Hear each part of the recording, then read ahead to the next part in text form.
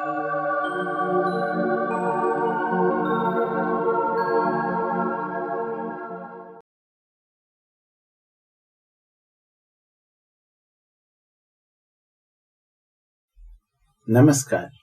आओ सीखो की इस वीडियो क्लास में आपका स्वागत है। मैं हूं कैलाश शर्मा और इस वीडियो का जो टॉपिक है वो है क्लॉजेस यानी उपवाक्य। उपवाक्य की जो परिभाषा है वो कुछ इस प्रकार है। A clause is a group of words which forms a part of a sentence and contains a subject and a predicate of its own। यानी कि जो उपवाक्य है वो शब्दों का एक समूह होता है जो एक बड़े वाक्य का हिस्सा होता है और उसके साथ ही इसका अपना खुद का एक सब्जेक्ट और प्रेडिकेट यानी उद्देश्य, कर्ता और विधेय होता है। दरअसल इस परिभाषा से हम एक चीज तो समझ गए कि उपवाक्य भी एक खास प्रकार का वाक्य होता है। तो क्या यह उचित नहीं होगा कि एक बार हम वाक्य की परिभाषा को भी रिविजिट कर लें। अलबत्ता हमने बेसिक इंग्लिश कोर्स में और बिगिनर्स इंग्लिश ग्रामर कोर्स में दोनों में ही हमने सेंटेंसेस को समझा है, पर एक बार फिर से दोहरा लेते हैं। A sentence is defined as a group of words which makes a complete sense. यानी कि एक शब्दों का समूह वाक्य कहलाता है जिसका पूरा पूरा अर्थ निकले, और पूरा पूरा अर्थ निकलने के लिए आवश्यक है कि इसमें एक सब्जेक्ट हो यानी एक कर्ता हो, उद्देश्य हो, जिसके बारे में वाक्य बनाया गया है वो सब्जेक्ट हो, और जो कुछ उस सब्जेक्ट के बारे में कहा जा रहा है वह दरअसल प्रेडिकेट यानी विधेय होता है और वो सेंटेंस का इंटीग्रल पार्ट होता है। यानी दो पार्ट्स मिलकर के एक सेंटेंस को अकम्प्लिश करते हैं, पूरा करते हैं। पहला है सब्जेक्ट और दूसरा है प्रेडिकेट। उपवाक्य भी एक प्रकार का वाक्य है, इसलिए उसमें भी एक सब्जेक्ट होगा और एक प्रेडिकेट होगा। यानी एक छोटा वाक्य जिसका अपना सब्जेक्ट और प्रेडिकेट है, जिसका अपना पूरा पूरा अर्थ निकल रहा है, उसके बाद भी यह छोटा वाक्य एक बड़े वाक्य का हिस्सा है। एक बड़ा वाक्य बहुत बड़ा भी हो सकता है, उसमें 2, 3, 4, 5 छोटे छोटे उपवाक्य भी समाये जा सकते हैं। ये वैसे ही है जैसे कि एक बड़े बॉक्स में हम छोटे छोटे कई बॉक्सेस रख सकते हैं।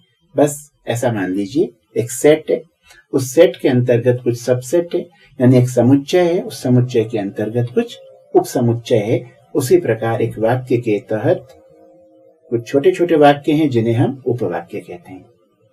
तो उपवाक्य में जो खासियत होती है वो ये होती है कि पूरा का पूरा उपवाक्य एक पार्ट ऑफ स्पीच का काम करता है।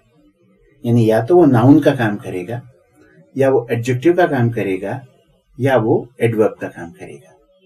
जब भी हमारा क्लॉज यानी उपवाक्य नाउन का काम करता है तो वो नाउन क्लॉज कहलाता है, और जब वह पूरा का पूरा छोटा वाक्य उपवाक्य क्लॉज एडजेक्टिव का काम करता है, विशेषता बतलाने का काम करता है, तब वो एडजेक्टिव क्लॉज कहलाएगा। और जब ये पूरा का पूरा छोटा सा वाक्य एडवर्ब का काम करता है, क्रिया की विशेषता बतलाता है, तब ये क्या कहलाता है? Adverb clause. इस तरह से 3 तरह के क्लॉजेस होते हैं।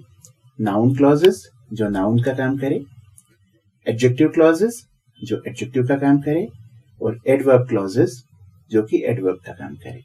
समझने लायक बात एक ही है, जहां पर नाउन, एडजेक्टिव और एडवर्ब एक एक शब्द होते हैं, वहीं पर फ्रेजेस शब्दों के समूह होते हैं और क्लॉजेस भी शब्दों के समूह होते हैं।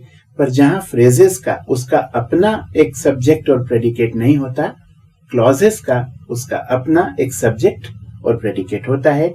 यानी कि अपने आप में एक छोटा सा वाक्य ही होता है, परंतु बड़े वाक्य का हिस्सा होने के कारण उपवाक्य कहलाता है। इस बात को आप अच्छी तरह से याद रखें।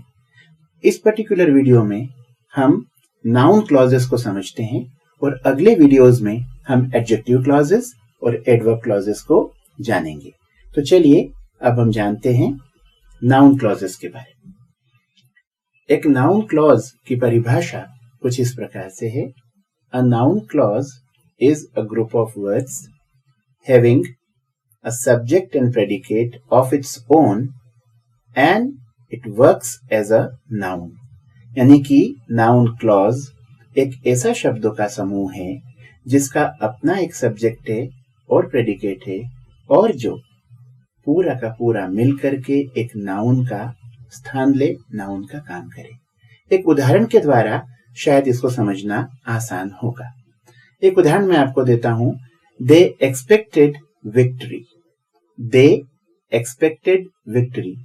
वे उम्मीद कर रहे थे विजय की, उन्हें जीत की उम्मीद थी। दे एक्सपेक्टेड विक्ट्री। अब इस विक्ट्री को हम देखें, यह है दरअसल नाउन, क्योंकि जो एक्सपेक्ट नामक वर्ब यहां पर है, उस वर्ब का जो ऑब्जेक्ट है वो विक्ट्री है, इसलिए वो निश्चित रूप से एक नाउन हुआ। तो अब देखें कि अगर हम इस विक्ट्री को थोड़ा सा बदल दें और यूं कहें कि दे एक्सपेक्टेड टू विन।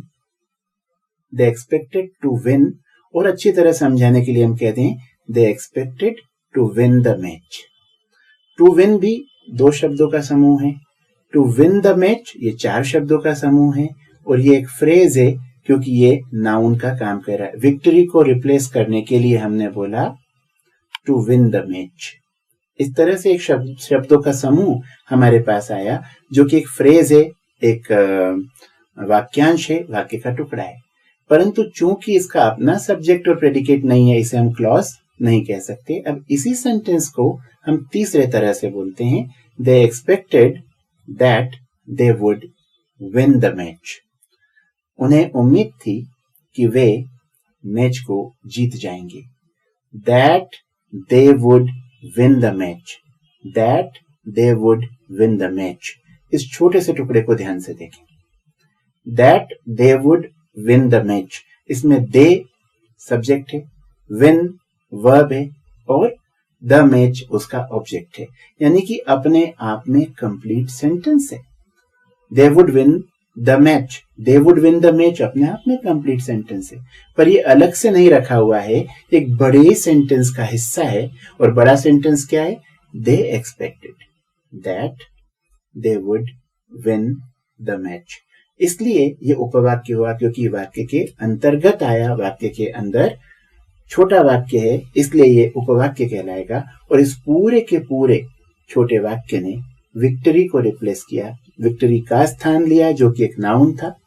तो जो नाउन का स्थान ले ले वो नाउन फ्रेज होगा या नाउन क्लॉज होगा।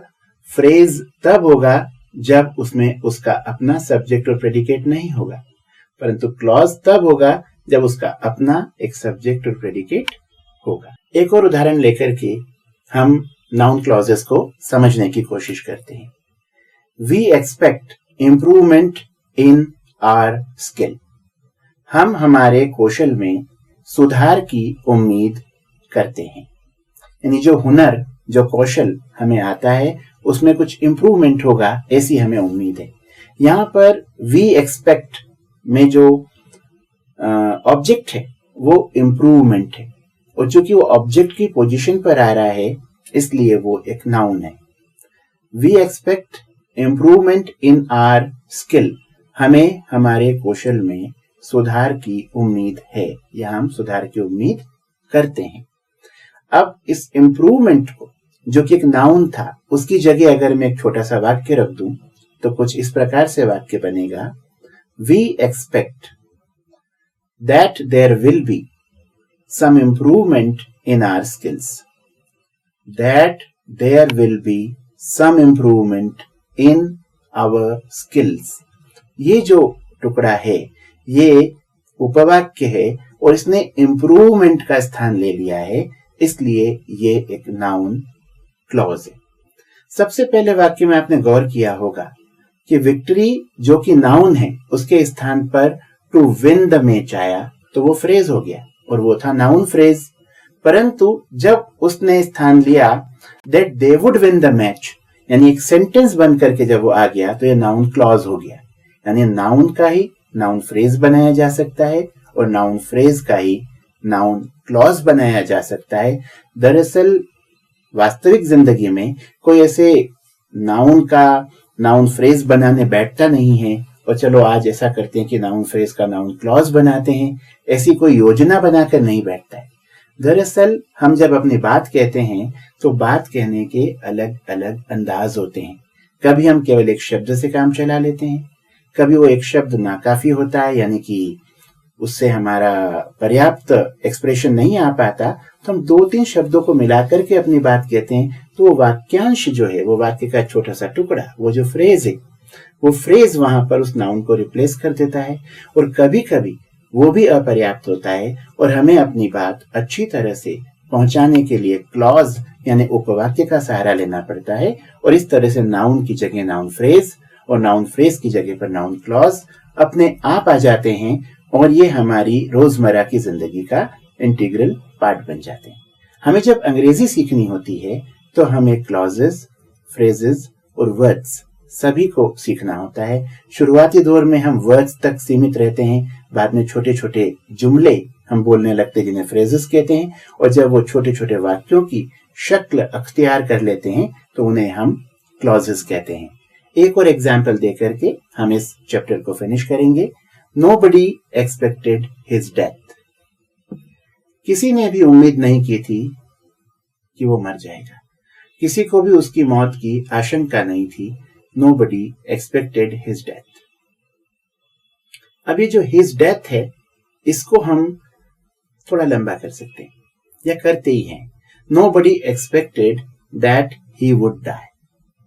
किसी ने भी नहीं सोचा था कि वो मर जाएगा। आपने देखा होगा, उसकी मौत की किसी को अपेक्षा नहीं थी। इतना जटिल वाक्य तो शायद ही कोई हिंदी में बोलता हो। यार, किसी को लग तो नहीं रहा था कि वो मर जाएगा, किसी को ऐसी आशंका नहीं थी कि वो मर जाएगा। इस तरह से हम बात करते तो nobody expected that he would die, ये ज्यादा बोला जाता है, यानी कि उपवाक्य वाले वाक्य का प्रयोग ज्यादा होता है।